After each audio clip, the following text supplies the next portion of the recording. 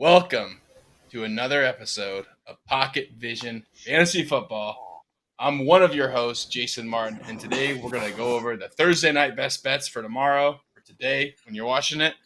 We're going to hit some great topics with some legendary fumbles from Mr. Jonathan Taylor. Finally, we get rid of Kirk Cousins and another injury to the Lions. So let's get into it. We got a little clip. Actually, I think we're just going to throw to Marcus for this one. Yeah, and this one hurts. You mentioned it at the top there, Jason. Jonathan Taylor. My goodness. It feels like we've been seeing this over and over again with players just continuing to drop the ball before they get in the end zone. I don't understand it. It's never really affected my team, so I think it's more of just funny, haha, but there's definitely a low moment here. You can see in the highlight, the Colts had this game. Their playoff chances were over 50% if they could have just won this game with the easiest schedule remaining the last 3 weeks. And Jonathan Taylor is more focused on what celebration he's going to do into the end zone instead of just hanging on to the football. I don't understand it. From a fantasy perspective, I guarantee it probably cost a lot of people a first round playoff matchup. From a real perspective, it cost the Colts the season. After that play, Denver went and won the game 31-13. You can see up 13-7, lost 31-13. It just crushed the entire team. It ended the season, and I just am getting sick and tired of seeing players do this. Yeah, it completely pissed me off. I'm a big fan of Jonathan Taylor. He's a leader on this team. He's had a very down year. He gets a chance to really probably win them the game. It could have been a completely different outcome. That fumble, just changed how they had to play the game, and it was all downhill from there. So very sad to see that. As a Colts fan, very sad, a shame. I was like, please do not be a fumble when they're watching that review, and I'm like, gosh, no. And it was a heartbreaker for the Colts. Yeah, to me, it's just unbelievable that this continues to happen. It's we've seen this happen 2 or 3 times just this season. I can't believe that people are letting go of the ball. They're trying to time it so that they let go of the ball at the earliest possible second. It's just crazy to me that this keeps happening again and again because it's so incredibly costly. Because not only do you not get the touchdown, but you lose the ball. It's just thrill seeking, How close can you cut it? I think he's probably learned his lesson. I don't think he drops another one like that. Yeah, maybe the rest of his career. Has a player ever done that 2 times? I don't think anybody's ever done it twice. Yeah, probably not. I mean, I just don't know why the coach doesn't tell him, like, take this to the goalpost. I mean, just have everyone take the ball to the goalpost. Just walk it in there, make sure you're good. But this is it's the world of me. Yeah. All right, moving on to our boy Marty. I got a video for you. This is for Eric, I believe. You guys know who it is. Here we come. Who will they give it to us? Super blessed to be on this team for the opportunity, and it was always like I always say, my family, they always say, just trusting God, trusting the process, and go about each and every day, with that trust and belief that whenever it's your time, it's your time. And they called last night and they said it was my time. Yeah, it is time. It is showtime, baby. Michael Penix. I pled his case this preseason, wanting to see some action. Some people said we would see him this year. Some people said we wouldn't. I was on the case that we would see him, and now we will. The overpaid Kirk Cousins is going to ride the bench, maybe give him some support, but we've seen him in the preseason. He played pretty well. He got a little bit of action when they had a blowout, and this is arguably maybe one of the best passers coming out of college. Even though we had Jaden Daniels, Caleb Williams, he looked really, really good. He can make the deep ball. He can do the short game. What he was really, really good at, maybe best of all of these quarterbacks, is being able to read the defense and work through multiple progressions. And that's really challenging when you get to the NFL level. And he did it very, very well, like an NFL quality offense in college. I was so happy to see it. Jason, if you can pull up those receipts, I was saying this guy's going to have a chance. And now the chances come. What do you guys think? Did the Atlanta Falcons just find their new franchise quarterback? Well, we can't say that. He hasn't taken a snap. I think I did not have it on my bingo card that Kirk Cousins would be benched because he's terrible, not because of, health reasons or things like that. Technically, the Falcons are not out of it. So I'm also surprised by that, just going to a rookie quarterback when you can still win the division. But when you have a 5-game stretch of 1 touchdown and 9 interceptions, I don't know. I don't get it with Kirk. It's one of the best heists, right up there with the Houston quarterback, where you just steal a bunch of money from the franchise and you ride off into the sunset, I guess. I don't know what they're going to do with Kirk Cousins. If Penix is good, then the Falcons don't really care. But I think we'll see. He does get a very easy first game to do it. So maybe that was the timing of it. They're like, well, we're playing the Raiders, so we'll make him look like a superhero and us look like a genius. Well, Raiders is this last week. I think it's the Giants this week. Oh, sorry, Giants. Yes, sorry. I've heard some people say who's over in charge of that organization doesn't know what they're doing. They just paid this guy a bunch of money. Now they're moving on. They're wasting an early pick on this.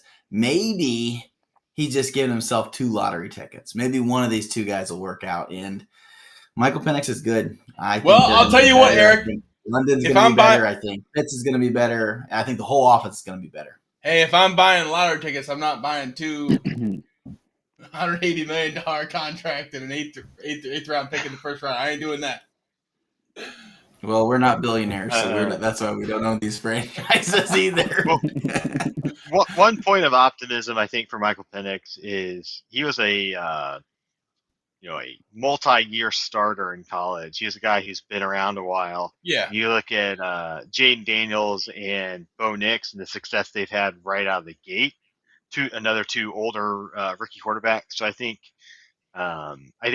I've mentioned before, I think that's going to be a trend we see in the NFL where they're taking guys who have been starting for years in college, and they're going to be a smoother transition to the NFL. So I wouldn't be surprised if he came out pretty good out of the gates.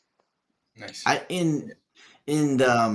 To Zach's point, I don't know if that'll always be the case of them taking older prospects, but especially this little pocket, this nugget of quarterbacks this year is because the COVID year, they all kind of, they all kind of got extra time. I think the NIL money is going to fuel that because players just can earn money while in school and they just stick around a little bit longer and pad their draft stock. But I mean, we'll see. All right, Marty, moving on to some Dane Campbell. I got a clip for you. And we've lost players. We've lost really good players, but nobody cares. I mean, nobody cares, and nobody's going to give us a pass or put an asterisk next to your record. So what it means is some guys are going to have an unbelievable opportunity. Yeah, speaking of the opportunity, it's going to be Jahmyr Gibbs. Now that Montgomery's going to be out for probably the rest of the regular season for sure. Maybe he might not even be back for the playoffs. They just said out indefinitely. And that is a huge opportunity for Gibbs because right now he's only getting about 13 carries. I think you're going to see that go up to at least 20. And on the season, Montgomery has 12 rushing touchdowns. It's almost 1 per game. I think pretty much all of those are going to go over to Gibbs because they do give him goal line carries. They'll probably pass the ball a little bit more, but I still think that Gibbs is going to inherit the bulk of the work that previously was in Monty's hands. Yeah, he basically moves up to the number 2 running back, maybe even number 1 running back. Probably him or Saquon. Yeah, I think he would be the number 1 running back. He's just going to smash the rest of the year. He's a league-winning type of player, I think. I think he's going to be fresh. Running back on the team? Is it Craig Reynolds? Is that who it is? Is that the other running back? It's Craig Reynolds. Yeah. And hey, let's not forget about Sion Vaki.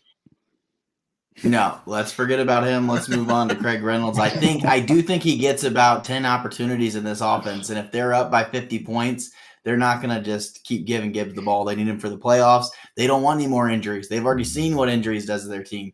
They can't lose Gibbs, so I don't see them completely force-feeding the ball 30 attempts. No, I think he probably gets a little more uptick than he normally gets, but he isn't getting Derrick Henry prime type carries. They're not going to just run him into the ground. So I think I disagree with Reynolds that. gets 10. Who Mike, disagrees? disagreeing with that is if you look at the Lions' schedule, they can't afford to lose a game if they care about the one seed. Now, why you care about the one seed is maybe going to the Super Bowl. Again, I don't know if these are things the Lions care about. It's not something they normally care about in their franchise's history. But they play the Niners still and the Vikings. The Eagles play. They do have Washington this week, but then they have Dallas and the Giants. And the Eagles have a much clearer path to being that one seed. I think Lions are going to do everything they can just to win games because with so many injuries, they're not going to be up 50 points.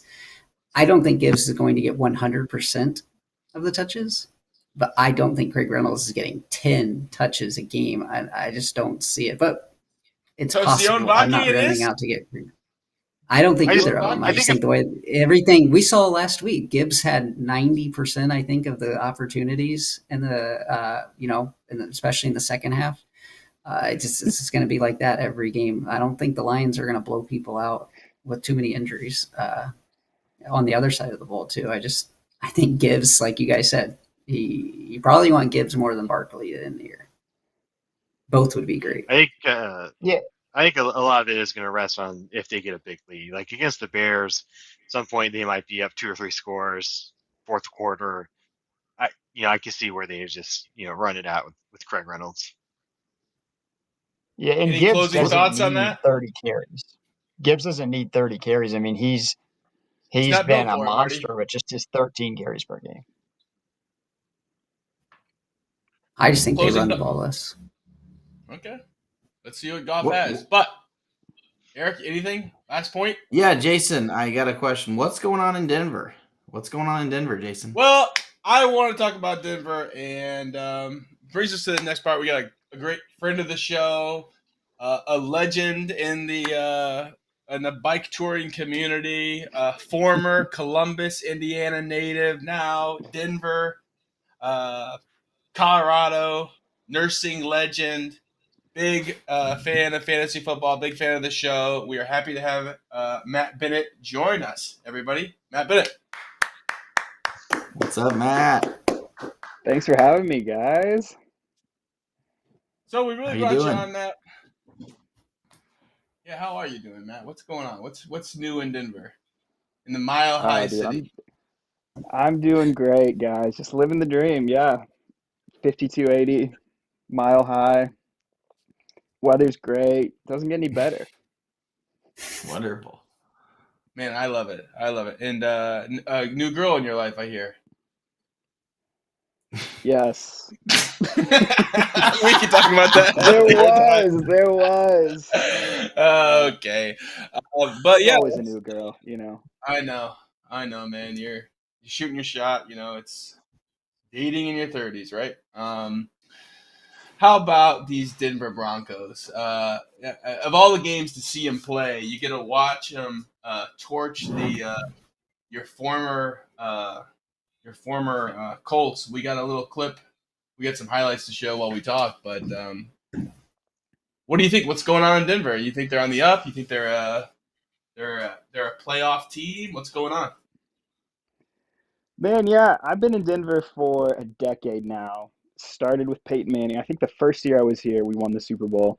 So electric, right? Mountaintop. But it's been a bit of a rough 9 years. I feel like since then, lots of different quarterbacks, couple different coaches, right? Obviously Nathaniel Hackett a couple years ago with Russ Wilson coming in.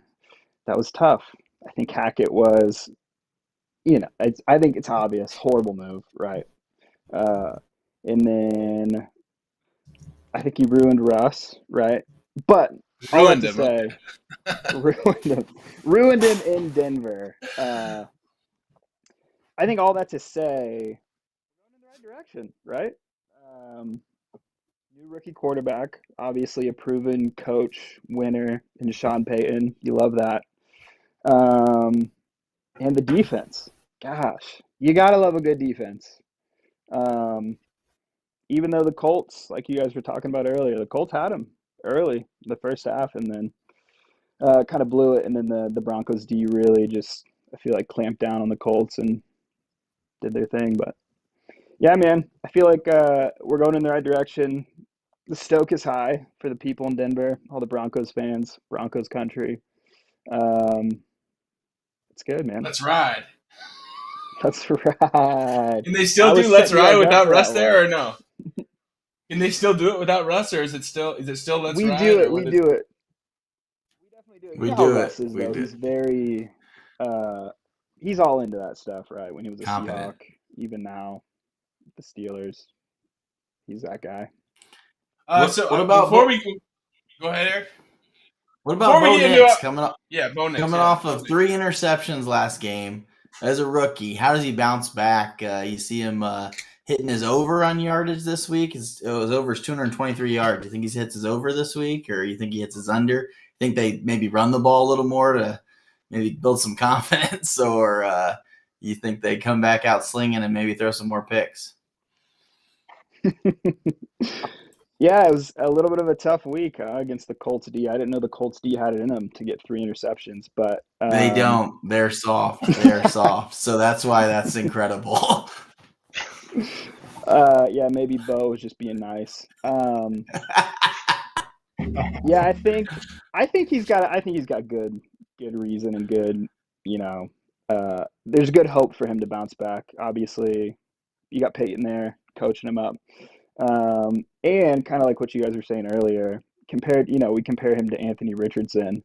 Bo Nix has like 60 more starts under his belt with college, and then coming into the pros. And so, yeah, it just seems like he's very, very mature for where he's at in his pro career. At least that's my take on it. So yeah, I think he'll bounce back. I think they'll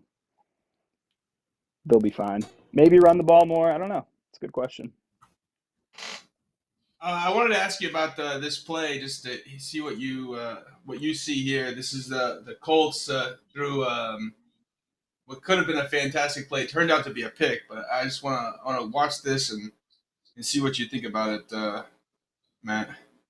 Run game is set up. Mitchell's going to be a double pass, and that one is intercepted. Oh! It's Bonito.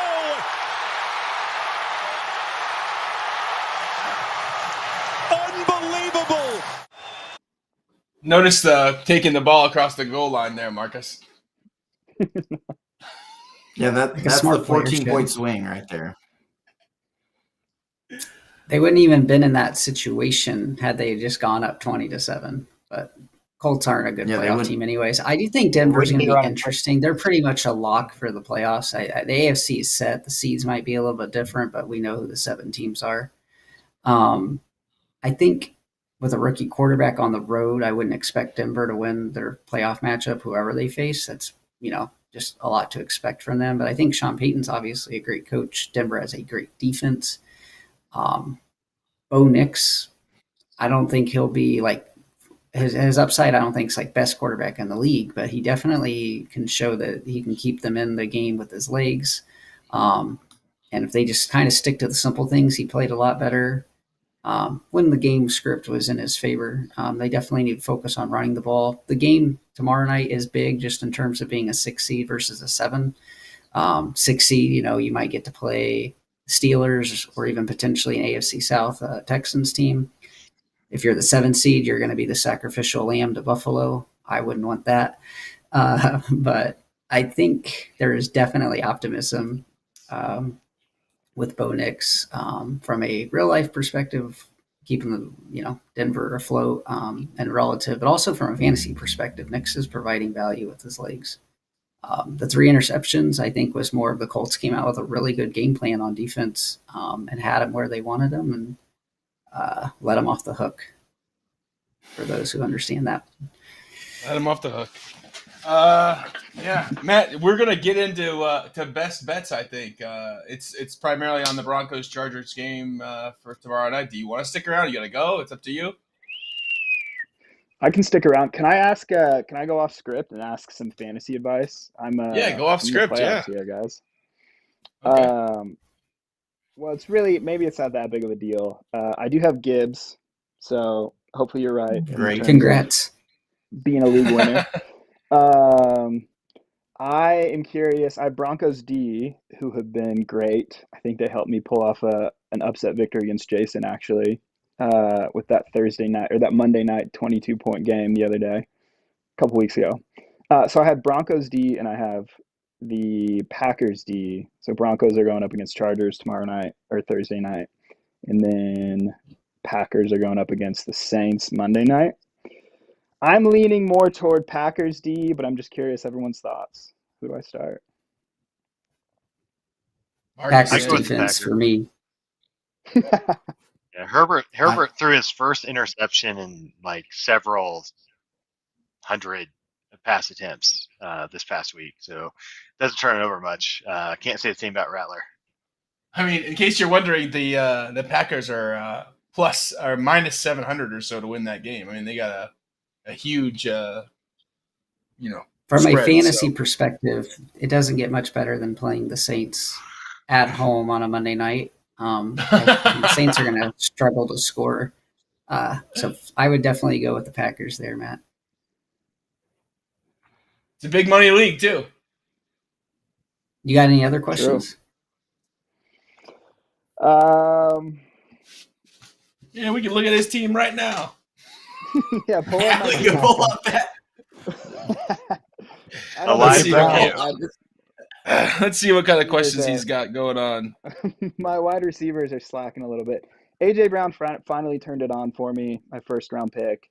I would have been first place in the league, won that, money pool if he would have done better earlier. But either way, I'm glad he's turned it on. Is he going to keep it up? That's a great question because we don't know what his ankle injury is. I think he'll be fine. He's got an It's definitely ankle not injury? someone you're probably looking. Yeah, the NFL is letting players, defenders drop their hips now. I don't know if anyone else saw it. Steelers did a hip drop tackle and they didn't even call it, but I think he avoided major injury.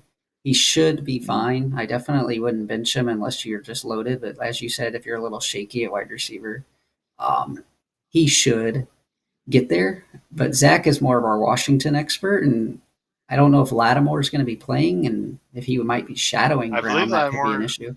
played this past week, so instead of his usual 152 touchdown game against Washington, maybe hold him to 95 and 1 touchdown. He'll be shadowing him. Struggled Right? with this. I don't know, but Washington defense let me down last week against the Saints, so not terribly optimistic. They were good for like the first 50 minutes, and then they just let the Saints come back. They thought they had it won.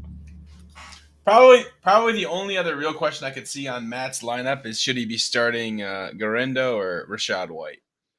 Garindo, baby. Garindo all the way. I'll take Garindo on he's that one. playing. Garindo, 2 Yeah, touchdowns. give me Garindo. Rashad White's played like crap recently. Look at that. You Yeah, have that was Gibbs. it's- You have Packers D. You should be fine, Matt. You sound like you I got a love it. victory coming down the pipeline. I love the confidence. I would good not job. start Anthony Richardson. I would not start Anthony Richardson. I'd keep him Yeah, on the I got him bench. stashed on the bench just in case. Who's the other quarterback? He's got Hurts. Yeah, I mean, Oh, he's got said the it, forget Hurts. it. Yeah, congrats on the win. Yeah, looking good for you in the I big money appreciate it, league. guys. Let's go. Let's move on and let's see if we can make some money for some of these people. Are you We can staying, move Matt, on or to you the leaving? Thursday. I'm gonna hop off. Okay. Hey, thanks for coming All on right, the thanks. show, man. Everyone, Matt Bennett, everybody, staff nurse. Got any medical questions? Go to him. His Twitter handle is meatyb244, something like that. We'll see you, Matt. You'll find them. See you, Matt. See you Thanks. guys.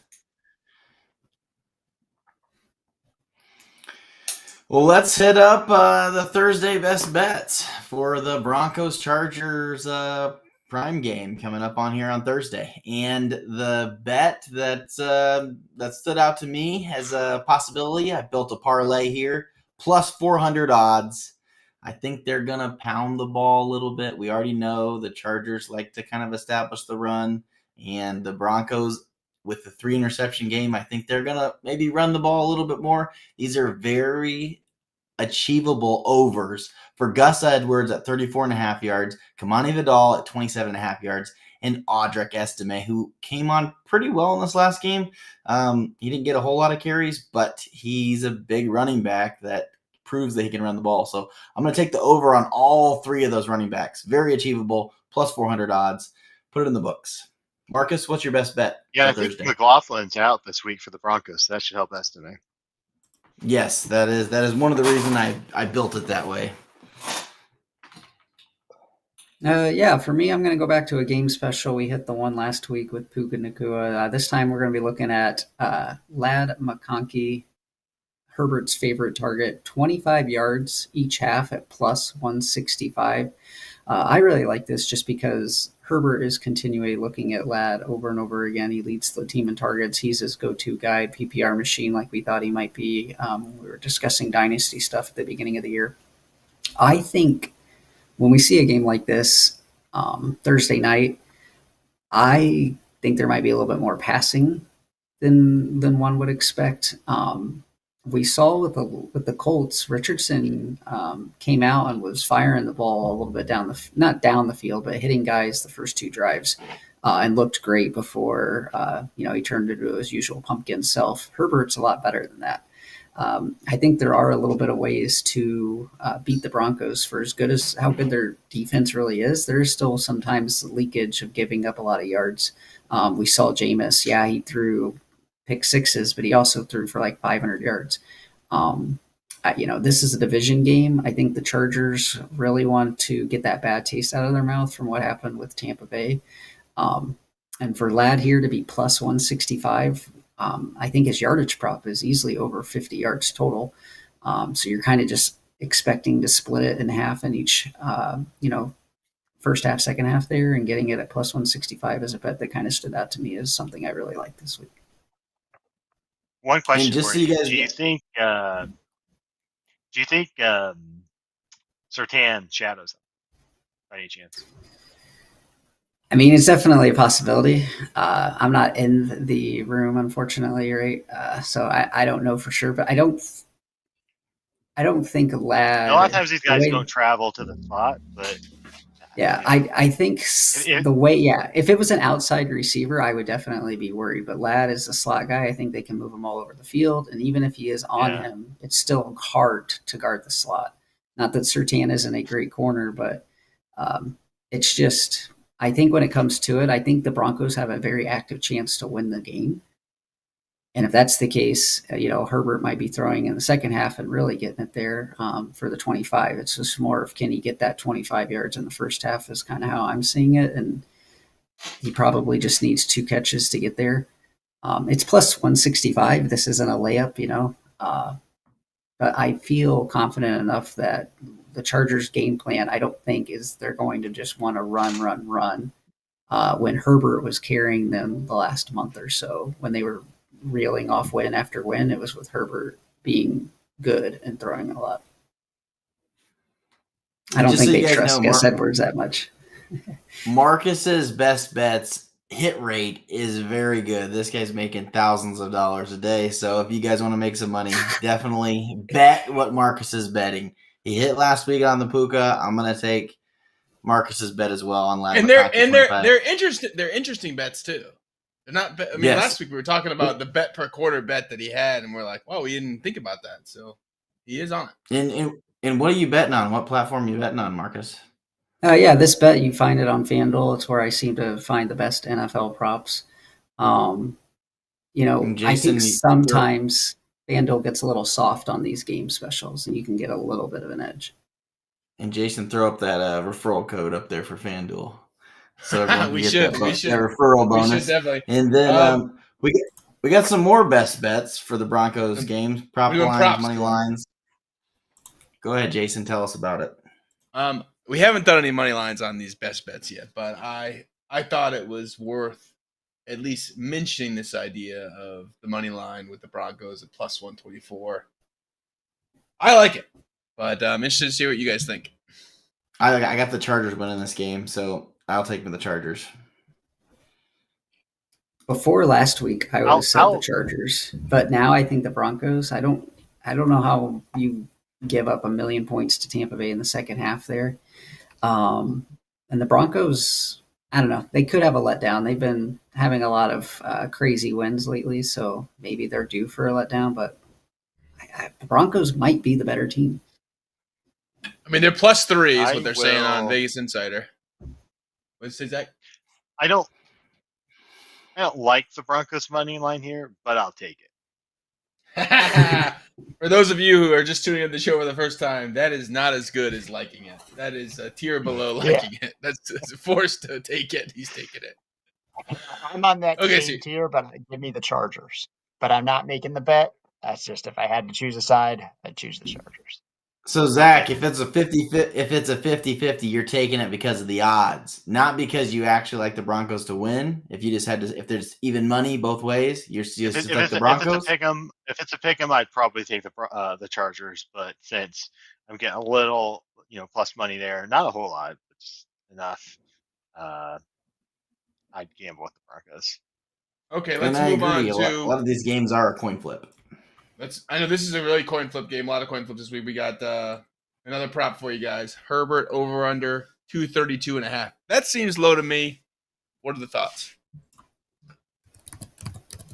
Well, if I like Ladd to get 25 each half, then I'm probably going to like Herbert to throw the yards. It also correlates with if I think Denver can win the game, that's going to mean Herbert's likely probably throwing in the second half.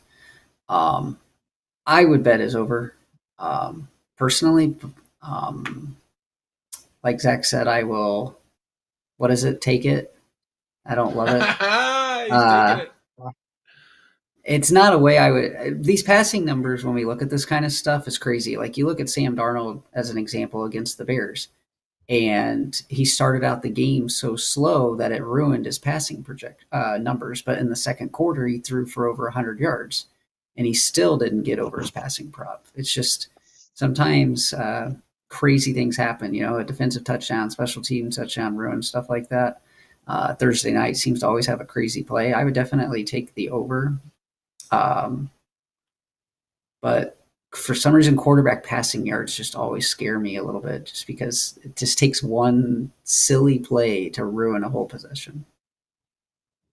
Yeah, I'm more on the underside just because I do think that the Chargers will. I have a hard time getting a read on this game, but I do think that the Chargers will most likely have the lead. I'm on that camp, and that just doesn't bode well for like overs on passing. I got 232 with a lead just doesn't seem likely to me. I'm gonna take maybe just under. I think he gets over 200, but just barely stays under this number. He has not gone over in 4 games. Sorry, I do think. Yep, here it is. I do think we're gonna have. I think it's gonna be more rushing. I think they're gonna pound the ball. I think they're gonna control tempo. I think it's gonna be kind of an ugly, low-scoring game. All right, let's take a look at Bo Nix's line. 223.5. I'll take the under again. I just think it's going to be a low-scoring game. And Cortland Sutton looked terrible. Their connection looked way off last game as well. Yeah, so I'm going to take the under as well. I mean, when he takes off and runs, those don't count. Like I don't think he's going to get to. I don't think he's going to get to 223. The line has moved since this morning. It is 226.5. So a lot of unders still feeling good about that then. Yeah, I would agree with the under. And that's our next bet I think we're going to talk about is like Marty said of why I think I would take the under as well, because Nix likes to use his legs. And again, sticking how I kind of might think the game goes, if I think Denver's going to win, that's just less passing opportunities in the second half. But he's hit the under 9 times. None of these lines are stuff I would be looking for. Yeah, I wouldn't be looking to attack these lines. The next line I would definitely, I think, be looking to attack. All right, we can move to Bo Nix unless, Zach, you have something? Or on the rushing yards, we can move to the rushing line up here. No, let's move. Okay. Yeah, for Bo Nix. Yeah, I would definitely take this over. Bo Nix is easily capable of getting this in one play. He was rushing a lot in the first 2 months of the year. In November, he kind of took a little bit of a step back. They had the bye week, and then he brought it back out for the Colts. I think they kind of got back to what he was, using his legs and stuff like that. I'm not 100% sure what the Chargers stats are against rushing quarterbacks. But I think, if Bo Nix can have 4 or 5 attempts, I think for him, it just takes 1 or 2 plays to get there. Like I said, you can see it right there. He was crushing it at the beginning of the year. He had a 4-game stretch where he wasn't running. And that was also coinciding, I think, with Broncos losing a couple of those games, come back from the bye week, and they go, he got it, I think, all in 1 or 2 carries. With a guy like that, I think I would take the over. I would be sweating it if I took the under. It would not be an enjoyable night. I don't like to make bets like that if I'm in misery the whole time. Because you can lose the bet in one play if you take the under. I agree. I think he hits the over. I think this game will be close, and I think he'll just have to try to do a little extra to get those first downs, and he could pick it all up in one play. So I'm going to take the over as well. All right, let's talk move about on. Who's got the dog in them. Who's got the dog in them? Let's do it. Let's talk about the dog in them. I have these in here, guys. We don't need to talk about them unless you're interested in them. There are some wild ones, but I'm happy to cue it off. I can tick it off. These are my ideas. But do you guys have any ideas you wanted to go with, or should I roll out mine? We can roll with your first game if we're just straight picking a winner loser. Oh no, these are not. These are things I think can happen. Okay, so I don't think Buffalo beats New England. So Patriots and the Bills. You don't think Buffalo beats New England? The other way around, Marcus, right? Sorry, I don't think New England beats Buffalo. I was waiting for the header. I don't think New England beats Buffalo, right? I don't think that. Sounds like maybe you do, but definitely reasons why I think they could cover is Buffalo has played 2 big games back to back. They had to travel all the way to California, then came back and played a big, I would assume, emotional game, against the Lions. Buffalo's wanting to kind of show, hey, don't forget about us, NFL. It's always natural for teams like this to travel that much to have a letdown game, and it's a divisional game on top of that where the games are always closer. It sounds like maybe you think they can actually win. I don't. I wouldn't bet it, but if the game was, I would buy into this a little more if the game was in New England. But I just think that's going to be too much of a layup at home against the Patriots. I can't get on board. I try to go into these bets thinking this is an upset that could happen, and this is the first time. We've done this segment 3 times in a row now. This is the first time I thought, let's take a team. I'm reversed over here. Let's take a team that has a chance at covering. I'm with Marcus. He said they could cover. I think there's a really good chance they can cover. And now I'm actually doing a little Trump hand gesture over here.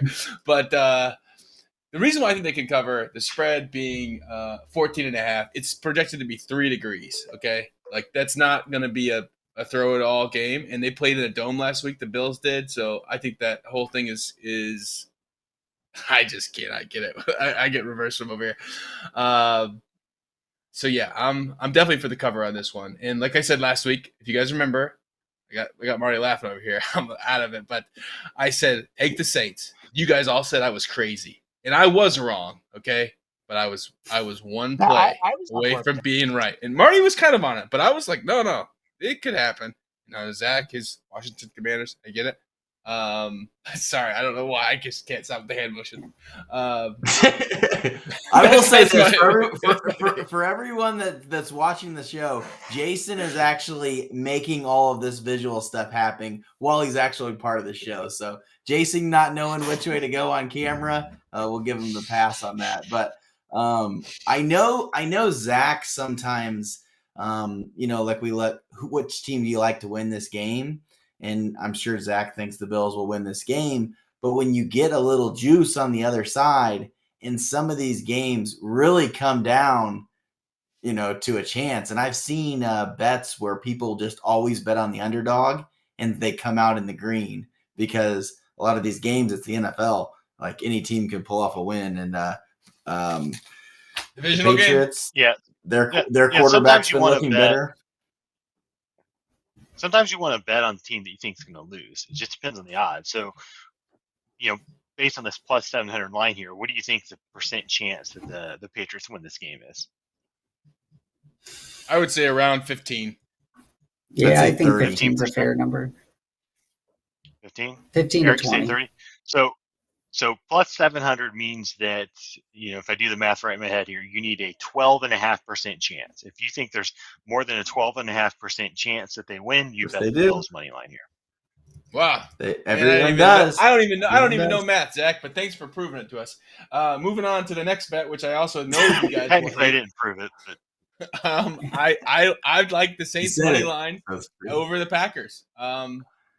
They came off a really close game, and I know you're going to say, "Hey, Saints are terrible," and they might be terrible, but they really came together in the second half. They really did. They put it together.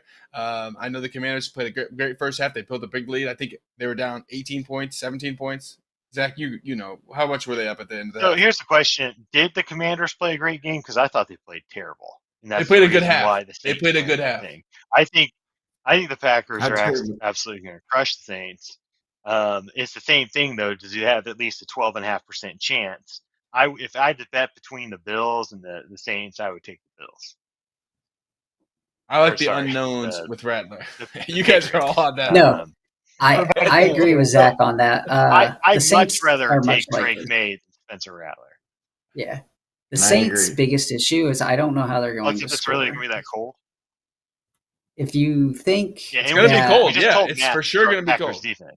Well, it's going to be cold in yeah, Lambeau too. I guarantee you.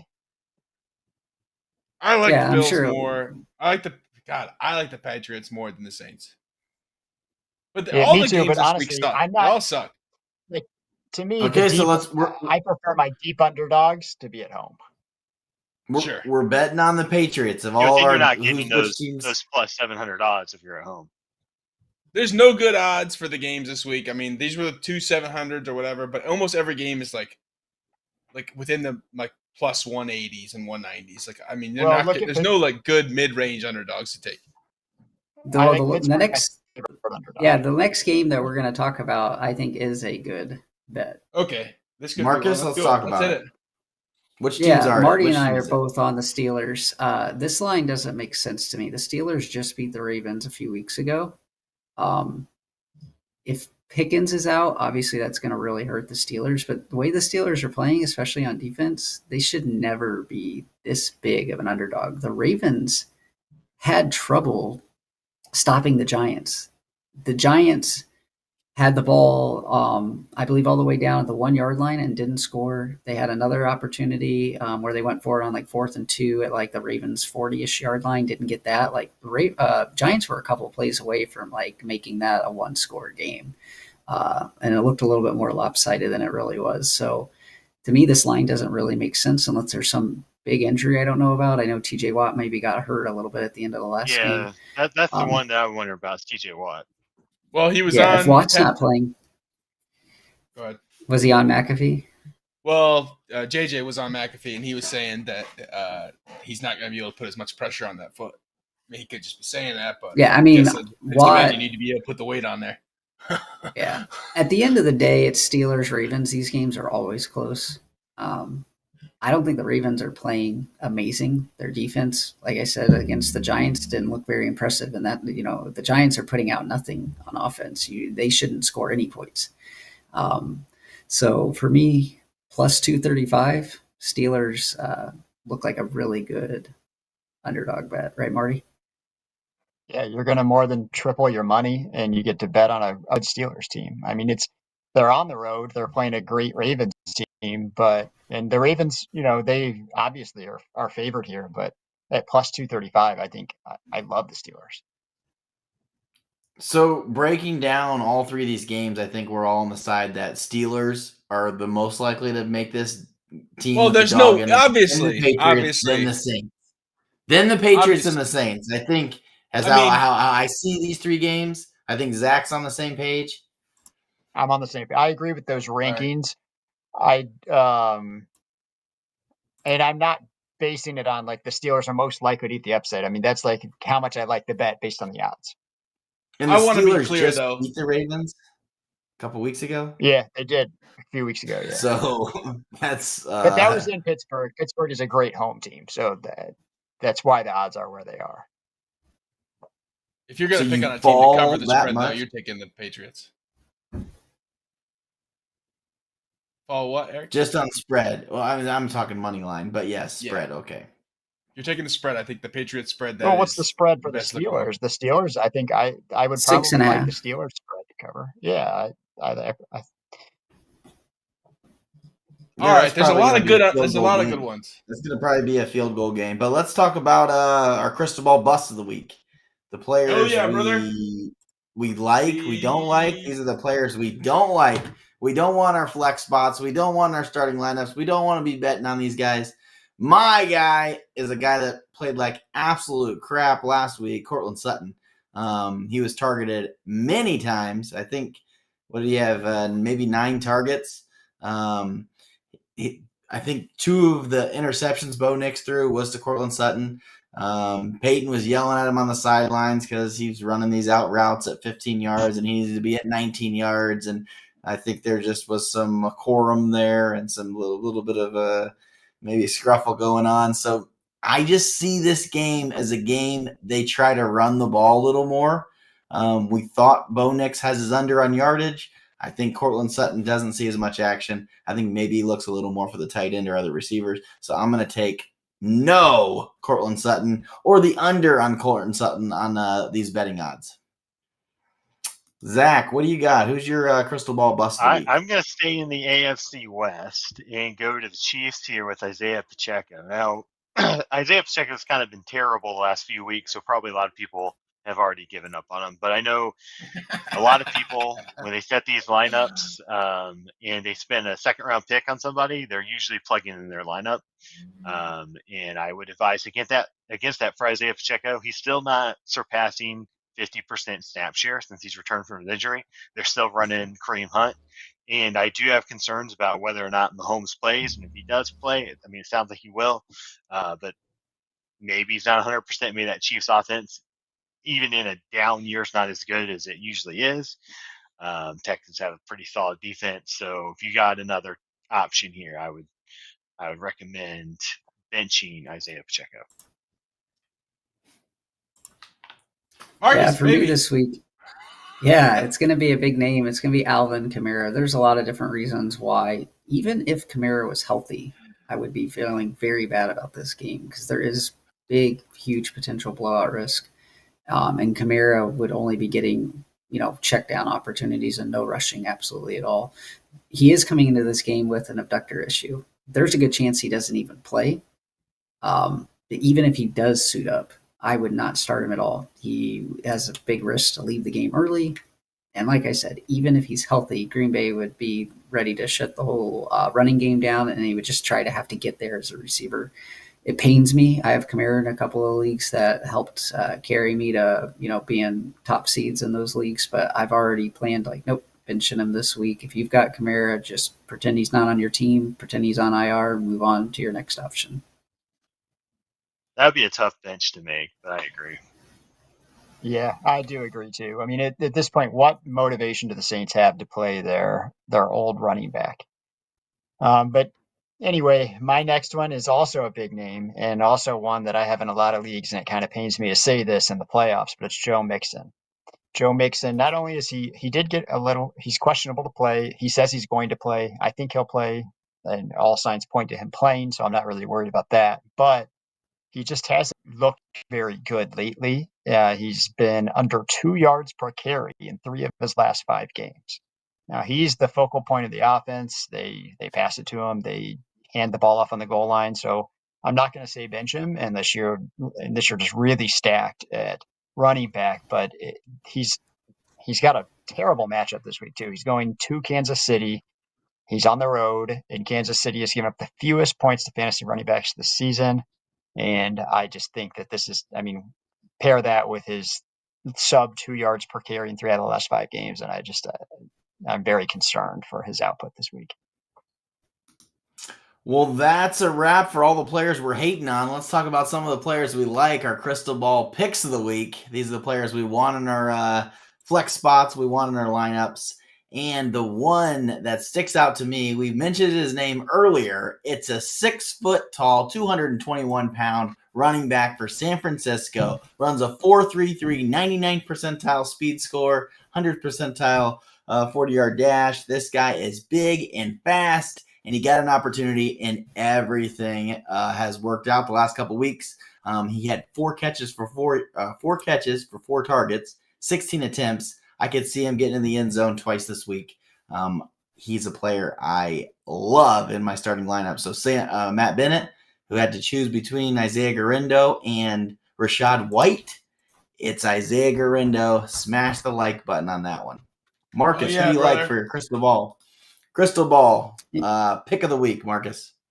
Yeah, for me, it's going to be Jackson Smith and Jigba. I think we've seen over the last few weeks that he has become the number one target there for Geno Smith and the Seattle offense. He has had in 5 of his last 6 games no less than 18 plus PPR points, which is elite. He continues to be ranked outside the top 20 by everybody.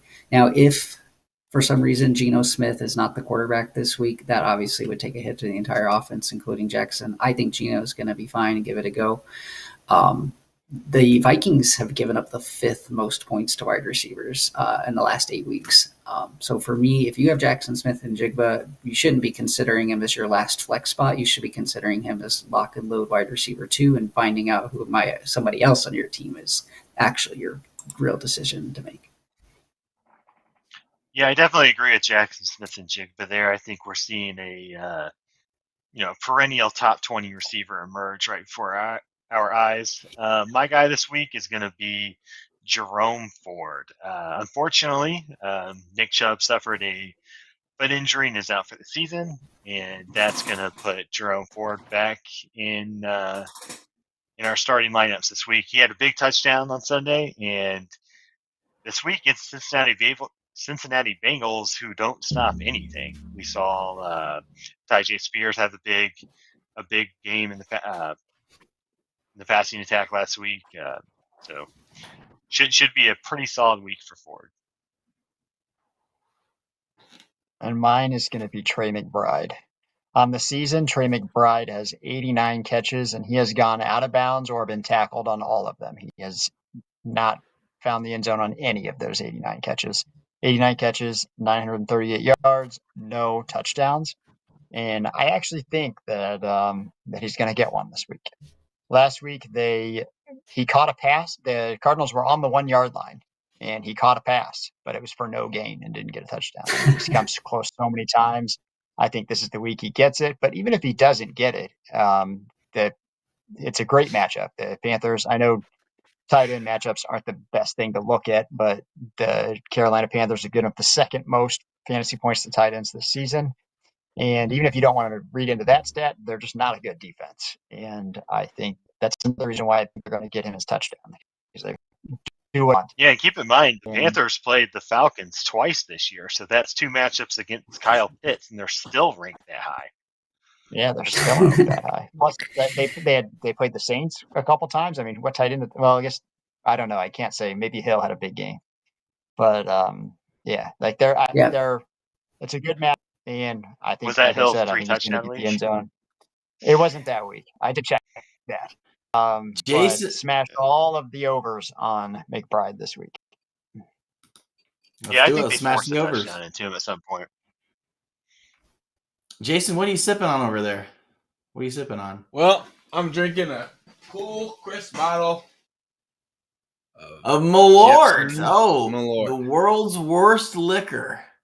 Is it liquor or is it gasoline or what is that stuff? Where'd you get that? Well, it's a bitter taste that is savored only by 2-fisted drinkers. In my do you have like a someone who's drank it has a quote for what it tastes like to describe it? Is there one that sticks out to you as how way someone? Okay, well, I know you're probably setting me up to think I'm going to remember something, but I don't remember. So just go ahead and say it. I don't. I mean, I've heard people compare it to like gasoline and like. I mean, who's drinking gasoline to compare it to though? Well, I know that my brother, the Don used to say that he liked the smell of it. Like it was one of his favorite smells, gasoline. I was like, that's weird. Yeah, but he's not drinking it. No, I don't know who's drinking it. I'm not sure who's drinking it, but I do know my father said that. I said this is the worst tasting alcohol anyone could possibly drink. I think some of you guys were there for it, but he said and he hadn't drank it in a long time, and he was like, "All right, let me try that." But hey, guys. Oh, here's one. I just Googled it. It says someone has compared it to burnt tires, bug spray Again, with who's dukes, tasting burnt tires? sterno chaffish dish warmer fuel flavor. I don't know. I think what people compare it to is nothing's on the side of maybe good per se. But Yeah, no, I think you can Jason, clean some things with it. you can what? Hey, guys. I think you could think there clean are some some good things with it. Yeah, okay, I think you can clean. clean some Shout out to Jason for putting the show on, everybody. He gave away an iPad last week. Appreciate you, Jason, donating that iPad. No. It was an No. an iPhone 1. Oh yes, crap. It was an iPhone 1. But maybe next week. But thanks everyone for joining. Make sure if you're in here right now, smash the like button, hit the subscribe. We're gonna be back again every Wednesday. Doing it. Let's do it. If you learned anything this week, it's make the bet that Marcus tells us to make. He's making money out there. He's making us all money out there. Let's do it. Tell your friends.